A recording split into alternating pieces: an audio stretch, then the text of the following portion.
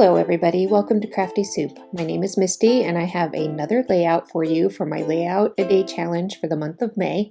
And the prompt for today was to scrapbook about someone or something that is a treasure to you and to use gold. Now I'm not going to use gold because I'm going to tell the story of my great-grandma's gray hair, silver hair, and how much I love that. So I am turning once again to my counterfeit kit for this month, and if you don't know what that is, I'll put links in the show notes so you can check that out. I build my own kits, and so you can see my process there and all the things that I've included. This kit definitely includes elements that have a vintagey vibe, and yet they're modern enough not to be like Graphic 45 kind of vintage. So that piece of paper right there, I've had in my stash for years, and I really loved it, and I've been wanting something special to do with it, and it just was perfect for today's layout. So I'm glad I had enough of it left. And then for the rest of my papers, I'm going to choose elements that remind me of my great-grandma. So she was very much kind of a DIY person. She raised chickens and that's what we ate for dinner, and I helped with that process. She had a garden, and so I have all these memories of her, even though she passed away when I was about 7, I think. So I really cherish the memories that I have of her and how many of them I have, even though I was fairly young. So the other piece of paper in my kit is a Paige Evans quilted piece, and she does quilted pieces for a lot of her collections. And so my great-grandma also made quilts, and so that piece worked perfectly. The chicken wire goes perfectly with with the fact that she raised her own animals. And then I had lace in this kit, lacy ribbon, I should say, and that felt just right for this page. And so everything just kind of was falling together, and I really loved that about working on these items today.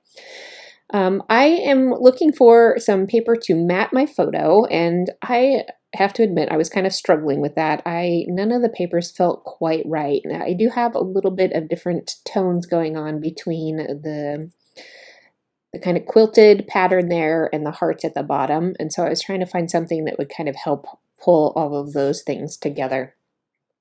So I ended up using this red check and then a bit of a contrasting tealy green color.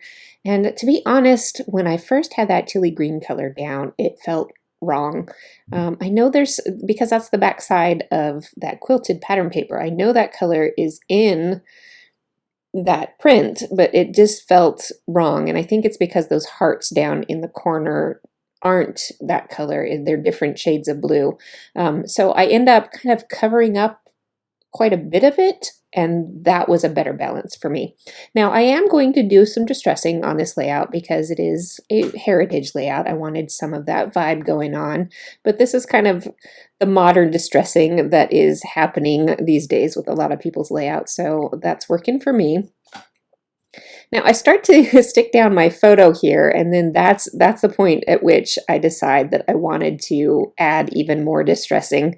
And I go around and even I pull up some of these elements to distress all the edges that are exposed so that I can get that older vibe going on, even with these kind of fresh and colorful modern type products. And I'm even sure to distress the torn part that's not going to show very much.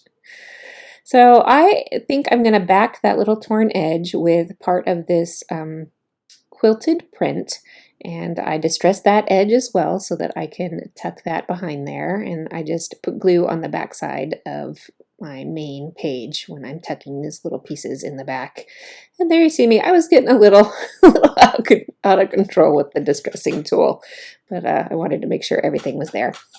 Okay, and then I almost lost my photo because it was upside down and I thought it was just a piece of pattern paper, so watch out. Luckily it had adhesive on the back, and so that made me realize when I tried to move things around that something was stuck to it, and that was actually my photo. So I get that stuck down, and then I start working on my embellishing. So I had these cut apart words that were, what was that from? So a piece of pattern paper that was really old in my stash, and that worked just right, and it helps bring some of the black from the top of the layout down towards the bottom. And then I took it to my sewing machine and gave some stitching around the edge, and I mixed it up with straight stitching versus zigzag stitching.